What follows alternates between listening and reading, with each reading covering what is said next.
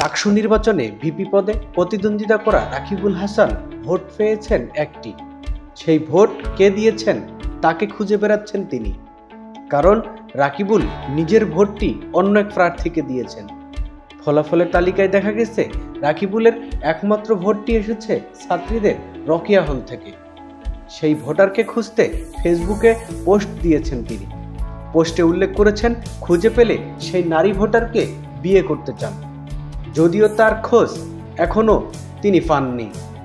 ঢাকা বিশ্ববিদ্যালয়ের Islamic studies বিভাগের শিক্ষার্থী রাকিবুল বলেন, তার দীর্ঘদিনের ইচ্ছে ছিল একদিন ডাকসুতে নির্বাচন করবেন। সেই সুযোগ আসায় নির্বাচনে অংশগ্রহণই তার কাছে বড় বিষয় হয়ে ওঠে। ভিপি পদে প্রার্থী হওয়ার কারণ সবার কাছে পরিচিতি পাওয়া, আর নিজের ভোটটি যেন বিফলে না যায় সেজন্য পছন্দের প্রার্থীকে ভোট দিয়েছেন তিনি। নিউজ ডেস্ক, বাবুল ইসলাম।